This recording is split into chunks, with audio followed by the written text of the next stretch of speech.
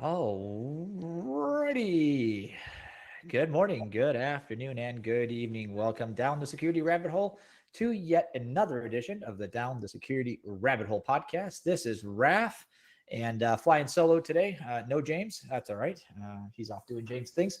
It is the dog beautiful days of summer. I don't know. Is that what that is? I guess it's just hot. Just keeping the conversations hot as well, folks. We're going to tackle an interesting perspective for you today. I wanted to bring somebody on that's got a probably a different tinge of experience than most of you guys have heard us have on the podcast previously. So, without any further ado, I'm going to introduce Bo Birdwell. Bo, how are you? First of all, thank you for inviting me. I'm actually really blessed. It's good to be here. It's also hot in Texas, like it is in Atlanta, but it's always nice in a climate control facility. That's right. That's right. Are you far enough away from those wicked tornadoes that just tore through a little bit ago? Yes, I'm on the southwest side of Fort Worth. Those are all Okay. north and north and east of the Metroplex. So yeah, I'm good. Oh, excellent. Excellent. All right, so let's start with this. Give us a little primer on your background and experience, because again, I told folks this is a slightly different conversation. You're not your typical security leader, so give us a little bit about you and some of your background and experience. We can start there. Yeah, sure. My name is Bo Birdwell. I'm on the south side of 40, so this ain't my first rodeo. I spent 20 years in the Air Force. And during that time, I had some really great opportunities. I got to go to the Air Force's weapons school, learn about how the Air Force does warfare. Then I got to actually do a lot of stuff on the cyber side. I got to actually lead a squadron that does full effects, the gamut from defense to offense. Oh, that And sounds fun. it was actually a blast. We were pretty good at what we did. In fact, the Air Force asked us to help improve the game on the defense side. So we took some of it, and it was neat because people always talk about, there's the different mindsets, there's the ways you can look at it. And it was we weren't the traditional spies, these mindset. Ours was more of the traditional offensive mindsets, and the more you see from a special operations community. So it was neat actually applying that to the defensive side of the field. And then I wrapped up my career helping the DoD figure out some strategy for offensive cyber, as well as doing some pretty cool stuff on the defensive side as well. And then about 7 years ago, I transitioned to the civilian side. And I've been working in the defense industrial base, and right now I'm the Deputy Chief Information Security Officer for a mid-size defense contractor, Elba Systems of America. It's a great place to work, great opportunity here today to just talk about, I think we're talking about trying to make change work, right? Change a culture and actually do it in a way that you don't get fired or hate yourself, basically hate your life.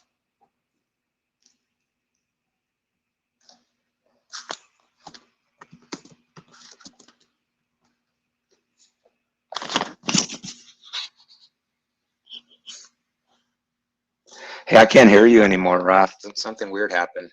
You were talking and now you're not. And there it is. how does that? Are we back? Yeah, you're back. All right. Well, good enough. So I started off by apparently somehow we got muted, but no, but thank you for your many years of service. We'll start there, and it's good to have you from that. That's a pretty broad experience. Is making the transition between the federal, particularly the military space, and coming over into private sector can be a pretty I had a colleague of mine that made that jump, described it as jumping out of an airplane into the night. He's like, you just never know what you're going to hit on the other side, right? You hope for the best. And the skills don't, you have skills, you have experiences, doesn't 100% translate, I don't think. You basically you're getting into a different world, right? So let's start. I want to ask you, how did you find that transition? What were some of the rough spots in that? What did you find that worked? That's a loaded question. There's a whole lot there. A lot of people have talked about this. I'm not the first person to get that question. I will say that it is a different culture in the civilian world versus the military world. And but the military culture is applicable in many situations, helpful in some, and then you have to adapt. And most of us, it takes 4 to 5 years to actually do that transition. It took me a little while. I've been with Elbit America now for 5 years, and I'm still adapting, 7 years after retirement to civilian lifestyle. Our company I'm in now is heavily veteran. I mean, we're about 3,000 people, but there's a good chunk of us that are veterans, and it's definitely a defense industrial based company. But the hardest thing really is the job versus a passion, right? A job versus a mission. Right. And in some ways it's really good that you're not because I've been to some really ugly places in this world. So it's really nice to not be there, right? It's kind of nice to be able to go home at night and not be worried about, life and death stuff, right? Or the same life and death stuff Right. that you might have in the military culture. But you miss the camaraderie and you build something similar.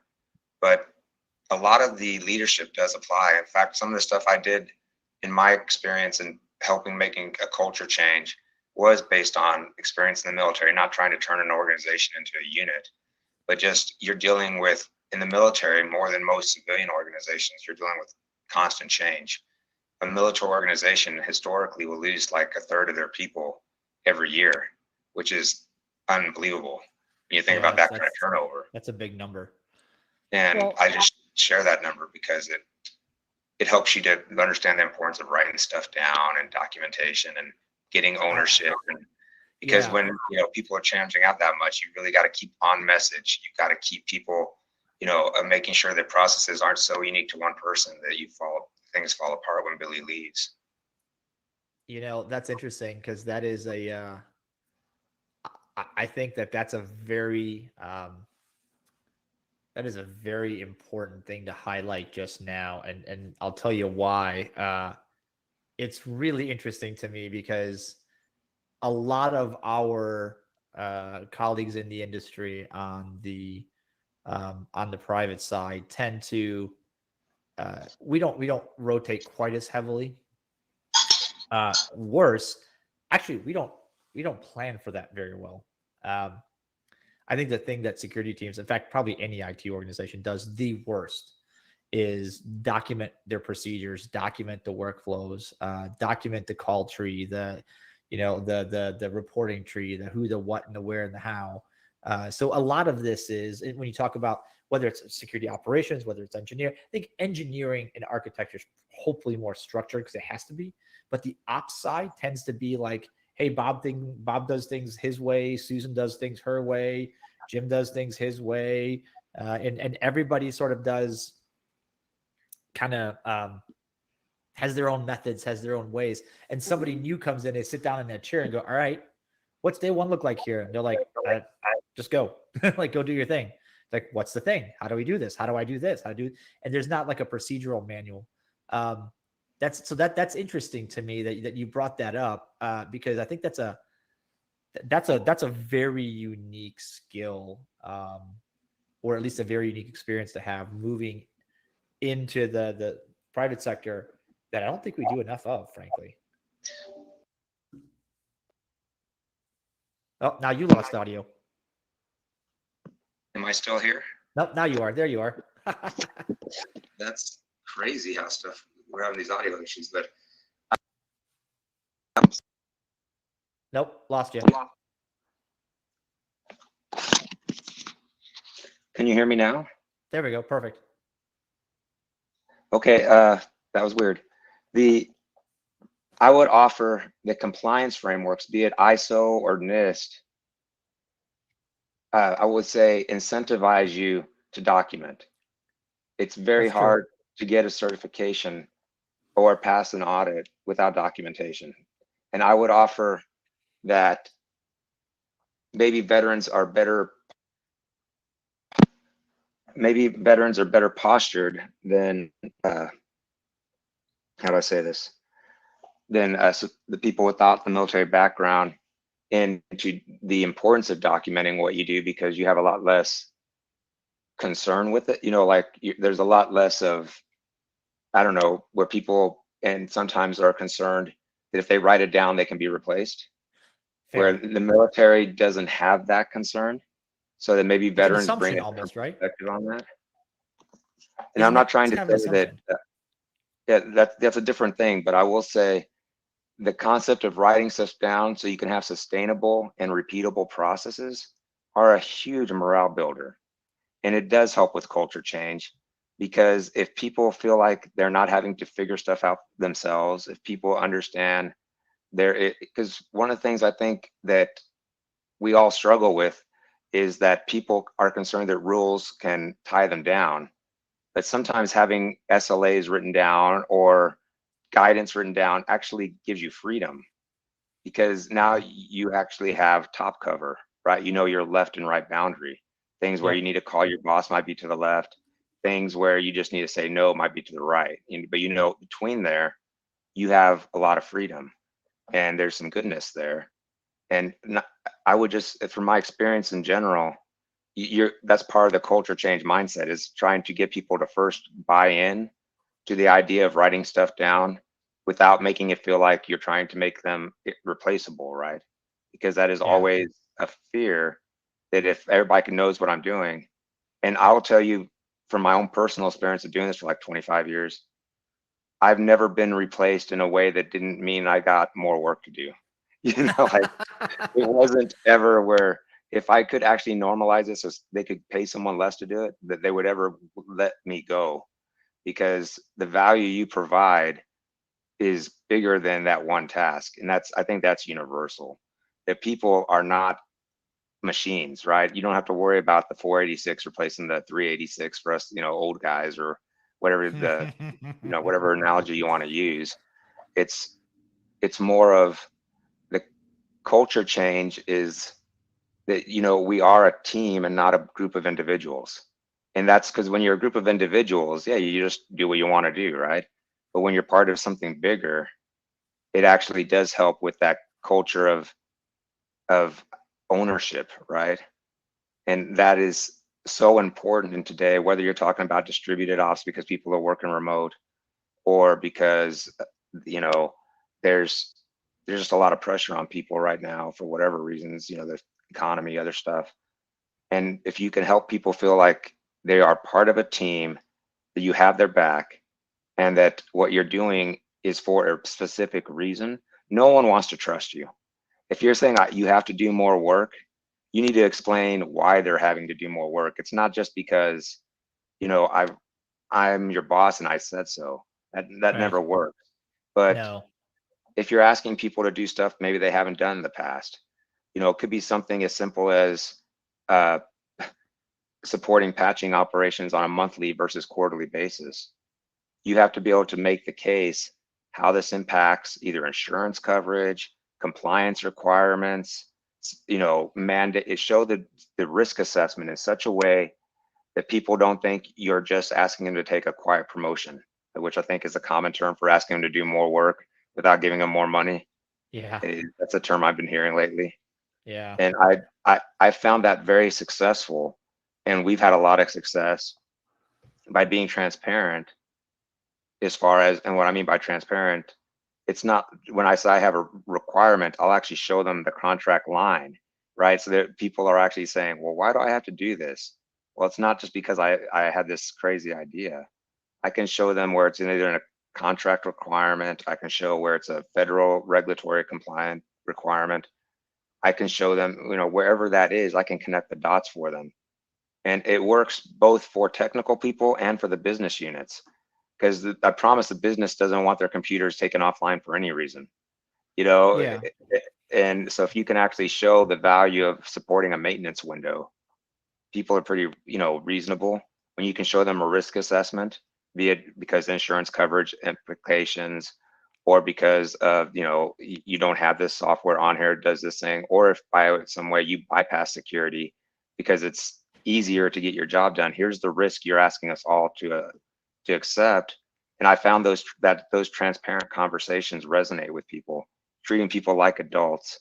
explaining like, how would you do it differently? Oh, okay, I see why you're asking me to do this stuff. That makes, I understand. And it's not something that happens overnight. I know we've talked about this previously in separate conversations, but it really does take about 12 months to get a year's worth of experience, and Yeah. things take a lot of time. And people have this expectation that if I just explain stuff or I just tell you to do something, it's magically going to change. That's not usually the case. Usually there's a whole lot of education, investment, and it always takes longer to teach a person to fish than to, just give them the fish. So Yeah. that Yeah. as you're getting buy-in, it actually does some really good things far as, building that culture. So, to kind of expand on that, right? We were talking about ultimately getting people to. I reject the notion. First off, I reject the notion that um, many of the industry ascribes to, that end users are just dumb and they purposely try to do dumb things and do bad security things. I think that happens for three reasons. I think people are always, it's human nature to try to be helpful. It's human nature to try to be curious, and uh, it's in their best interest at work to do their job. And if security tends to show up and put up a lot of roadblocks without really offering alternatives, offering explanations, it's always do this or else, and they're like, no, you can't make me, right? And it becomes an adversarial kind of thing. Am I on the right track here? I understand exactly what you're saying, but I can only give my personal experience lately. I What you're talking about happens a lot. And I agree with you. People aren't doing stuff to try to be evil. I don't think there's anything evil about most of this. I think the issue is if they can't do their job and they're under time constraints just like everyone else is, they will look for ways to get their job done. The way we've had success is at my company, I'm at a certain leadership level. Say call it the director level. I mean, every company is different, what all that means, but and by building a relationship with my peers outside of the IT world, I can you actually start the process of getting the buy-in that's necessary to help people have a voice. Because if they understand what that they can tell you this security control just is not allowing me to do my job, and then you can work with them to figure out a mitigation, a remediation that actually does the same thing, or that might be justification to get a better tool because no one has an infinite resources. So maybe Yeah. we need to look at updating a tool we've had for 5 years. Maybe it's not the best one out there anymore, and we need to try a different one that might actually do the same thing without becoming an impediment. And but I agree with what you're saying that when you go your three rules, people want to do the right thing. No one wants to be the person that clicks on the link that takes down the company. But there is a reality that we have to have that communication so that people feel that they're heard when they're frustrated. No one likes to submit a ticket to a company and wait 6 weeks for, hey, is this still relevant? You know, That never works well for anyone. yeah, you're onto something there. I think again, and I'm glad this has not been your experience, but I'm gonna give you a bit of, give you a little bit of mine. Is that in past jobs, past history, certain locations, certain types of companies, uh, you get into a situation where your job is to quote improve security, and you jump in, you're like, okay, I've done my assessment. I know what needs to be done. All right, you're going to do this. You're no longer going to be allowed to do that. Case in point, right? When online file storage became such a big deal, Dropbox, Box, Google Drive, OneDrive, and 75 variations thereof, right? Independent of operating system. Everybody just used whatever was easiest. We'd have vendors hit us up when I was at a very large enterprise. They'd be like, "Hey, we're gonna need to share documents here. Here's my Dropbox link." And our internal employees, now we had no policies for that, right? We simply said we don't want you using third party external file storage. They're like, "Well, but I need to share this with this partner. That's what they use. I'm gonna do it." And even though we blocked it on the internal network, they would go home and share it from there. They'd go to they literally walk down to the Starbucks in the bottom of the building, get on the Wi-Fi, share the file on the Dropbox, connect back into the corporate network, and come back upstairs. It's like, okay. And I felt like, because you'd see it, right? You'd see the attempts, as soon as we started monitoring, attempts go up, and then over time they just go down, and you're like, oh, wait a minute. So and we failed to ask ourselves the one kind of critical question, and that was, did people stop?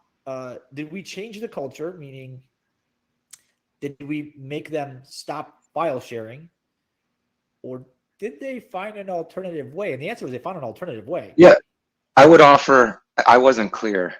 What I was trying to impart was that in my experience here, we were able to overcome that because, yeah, let's say, for example, all you have to do is go off VPN, and then Right. you can now do whatever you want to do, right? Whatever. What we found is that by communicating, not only through emails, which people delete, or even maybe even videos that maybe people don't watch, but actually Right. trying to actually do the physics applies. And what I mean by that is work is force over distance. This ain't easy. You're going to have to, if you want to change that, it's not something where you can just buy a tool that's going to make this better. You're going to have a relationship with peers outside of IT to educate, because I promise if the director level or this leadership level is aware that you can't do that for these reasons, people will listen to their boss, or Yeah. they'll understand, or the boss will come back to you and say, okay, Bo or Raf, here's why we're doing this. What can you do to give us a better alternative? Because what you're providing now doesn't meet our requirements. And I'm saying that's force over distance. That's Yeah. going to take work, because you're not going to be there, especially at bigger companies, you're going to have to figure out who those key leaders are so that you actually are interacting with the right people, because you don't have infinite time. And if you make it like, well, I'll just brief everybody, I promise no, everybody's gonna be multitasking if you You try to know, do it that way. I think you're onto something, because that's another good, if you're scribbling notes, folks, as you're listening, this is another one to take down. Um, you silent kind of quietly hit on just a hugely important point. Just randomly or even programmatically spewing out policy to the masses isn't going to get that job done. And you're right, people listen to their boss, so you have to get buy-in at some level, that then goes down another level, that then goes down another level. However far down you want to go. That's an interesting question, because you once I can they buy explain how in. we're doing that if that would help, Yeah, because we yeah. have Let's hear it. because we've been doing this for a while, right? I've been here for 5 years, and we've been me and my boss have a great relationship. We have a governance way of doing governance. It's all written down, but that's not the important thing. Is like the people that talks to the board, it happens under this period. Here's what the boss talks about. We talk to the executive leadership team about these subjects, right? And on this kind of frequency. And then you have most companies then have some kind of process where they talk internally about how to do security controls. Hopefully it's not just one person trying to figure out how to get security controls to work everywhere. Hopefully Right. you're getting, people beyond just one poor person doing that. And then you'll have a group that might be on the infosec side who's trying to say, dude, there's more vulnerabilities than you can patch. So let's get at least 10, right? That's trying to give that chimera, trying to conquer the age old problem of, what do I patch? How often do I patch? All that stuff. So there's some kind of meeting there where companies can maybe learn from something that's worked for us, is open the door to some kind of team, a cross flow team of leadership, that they are at least on a quarterly basis educated on what's going on, why it's being done, so they can carry back real world examples of why it matters. And don't make it so big that it becomes something they sleep through, but try to get get it to do it a couple times a month, just because they're going to be different groups. but try to get the mid-level leaders engaged so that everybody does user awareness training. Everybody, if they're good, has phishing campaigns. They're going to be putting out, little tweets, whatever, all that kind of stuff, whatever floats their boat. But you got to have something where I think would help people is deliberately try to engage at the leadership level, invest in that on the analog level, right? On a human level, not on a let's buy another tool level, but Right. invest your time on building the relationships. Because if you're seen as the enemy, you're going to fail. If you're Every seen day. as a business expense, you're not going to get any help. But if you're seen as either a revenue generating partner, because frankly you can be, in the sense that this could be a selling point for business. This is something you could put in your proposals, like we have this certification, or that we have this many people with these individual certifications, or whatever you're Yeah. talking about. Your cybersecurity processes or information security process can become strengths.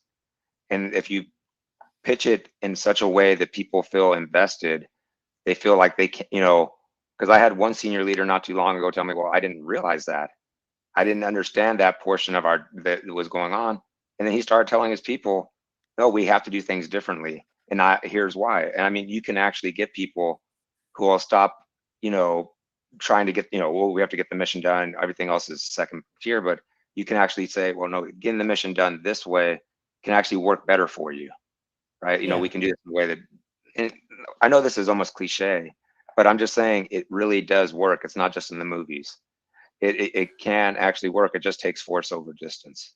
So, do you think you have, obviously, being a defense contractor, being part of the DIB, has certain advantages because part of the mission is security. Like that has to be part of the mission, right? You're protecting national secrets. You're protecting, um, either through either through yeah, the security of your product, the security of your people. You're protecting access into government systems. You're selling them products that are more secure. Your people act in a secure manner, so not to be the gateway for an attacker. All that. Do you think that gives you? I think I think that gives you kind of an advantage over the rest of us, where our staff can simply say, "Yeah, but I make we make garbage bags here. What's the big deal?" I see where you're going with that. I think ransomware and data breaches have kind of made it more personal to every company, because That's you may be fair. making garbage bags, but if you're not going to get a paycheck because your company got ransomware, and I mean, I think that is ransomware has been a great force enhancer for the importance of security, Yeah, because sadly. it, I'm not advocating it. I'm just saying the water's wet, the sky is blue. Some things are Yeah. just true. Nothing is more real than watching your competitor get crushed by a ransomware event, or reading on the news how the city of Dallas, or name your whatever one you want to talk about lately, that got put on its knees by a ransomware event. And nothing gets you credibility than protecting your company, right? I mean, if you can actually show where this investment actually stopped an attack, because that actually gets you real credibility with the board. As far as being a defense contractor, absolutely, there's a connection to what you're doing is about saving American lives, right? I mean, there's a passion there that most people can resonates. But I don't think it's unique to defense, because I would argue for the medical industry, they know that what they're doing saves lives too. And I'm not, you can, I think that's more of a leadership challenge for every organization. Has to figure out how That's to fair. motivate people. And I would offer, in my experience, there's a lot of proud people out there that are proud of what they're doing. And right now, we're getting so much press on the risk to cybersecurity, that I think most industries are seeing some benefit from, in a weird way, if that makes any sense, that they understand they need to start investing more in this, because they've seen what happens to their peers. And with Yeah. scripting, it's no longer, you just have to be faster than the guy next to you to beat the bear. Well, with scripting, that you can send out, you can both get hit. It's not really that complicated.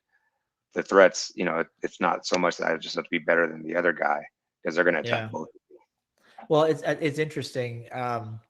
There was an article that went out about some a hospital network in Illinois that when they are closing location, they had to sell off assets because they were down. They said, quote, several months. So they couldn't figure out how to bill. They couldn't figure out how to pay people. And now they're in such dire need by the time they finally got things back up and running that they had to sell off assets, including several hospitals and clinics. And so they're literally closing down locations. Look, if your mission is to save lives because you're a hospital and you find yourselves downsizing in rural areas, particularly where they operate, because you of a security breach, I would argue you failed on mission pretty hard, right? It's not just it's not just being a better doctor; it's also giving people access. And if you're now people are losing access, it sounds like a pretty hard fail to me. So, And I think that's where where I would offer people can get really good success is by conveying risk in a manner that's understandable outside of techno speak. Whether or not you translate it to Monte Carlo distributions or how you do it, but you got to get it somehow into dollars, because at the end of the day, the people, be it doctors who own, the doctors, whoever you're talking to understands dollars. They might not understand the TCP handshake or, elevated privileges or whatever you want to talk about today, but they do understand cost benefit analysis. And if you can explain to them, and I believe this is very doable, you can actually, because everybody forgets it all starts with risk. And if you can actually, that's what risk assessments are about, is right, determining the controls you need to implement, and then actually determining if those controls actually mitigate the risk. Because it doesn't really do me a lot of good to spend $100,000 for something that the risk is maybe 10,000. Yeah, I mean, I'm sure you could, do that, but why would you're not going to get a lot of credibility with your boss. So that if you can explain to them, if you help me spend this, this sliver of money works against this type of threat. And I've seen that work really well with Monte Carlos. Are you familiar with the term? Because I wasn't until pretty recently. Yep. Yeah, that they're not perfect, because generally you're looking at some pretty wide angles between the minimum and the maximum risk. You can tailor it down based on the industry industry numbers, peer numbers, your own experience. So you could try to get the top and bottom numbers as close as possible, so you actually get reasonable numbers. But I don't know, I've seen that work really well with senior leaders when you actually throw up the expected annual loss versus the probability, and say, well, if you're not comfortable with that, here's a tool that might get it down. Or realistically, in our experience, it's also, you're going to need more head count. Because if I have 17 tools for 2 people to use, I promise they're not configured properly.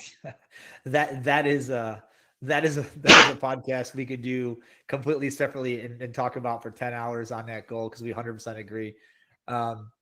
Listen, so we're about out of time here, and time flies while we're having a good conversation. What do you? I want to ask you, like, what's something you want to leave folks with? Because we wanted to, I think we had a couple of really good points so far. What's the takeaway you want to leave our listeners with as we log out of here? Honestly, if you don't know where you're going, you're going to end up somewhere else. If you just try to do change for the sake of change, it's not going to help. You have to have a plan where you want to get to, and you have to think in terms of years, not weeks, days, or months. And you have to be willing to take the small victories, and you have to always own the mistakes and always abdicate the successes to others. If you want to get buy-in, it's not about you, it's about the team, it's about the company. And most importantly, I would offer, it's really important for people to understand that it really is good to give incremental feedback. Because if you give people really big tasks and you expect them just to work for 6 months without any feedback or any kind of showing that it's making a difference, you really have to do better than that. Because stuff that takes 6 to 9 months to do, you need to have some kind of intermediate metrics so that you can actually show progress. And I guess those are some big rocks. I could go, in a lot more detail on any of them, but like you said, we are running out of time. Yeah, maybe we save that for the next time, because measuring those incremental gains is a big one. We'll do a roundtable on that, I think, in the near future. But Bo, 2 things. Thank you for your service, sir, and thank you for the knowledge you've dropped here on us. I think there's been some knowledge nuggets here that I think folks can walk away from. There's always something new to learn from somebody that's in a unique position, and yeah, I think you're pretty unique in what the guests we've had so in recent history anyway. So appreciate you being on the show. Thank you. All right, folks, this has been another Down the Security Rabbit Hole podcast. Boy, I hope it's been valuable. We have crossed a lot of space, but I think there's some note taking that should have happened. There's some good stuff in here. So until next time, and I think we'll have Bo back, and we'll do another one on measuring impact and those metrics. But until next time, we'll catch you guys another time, another place on another Down the Security Rabbit Hole podcast. Cue the music and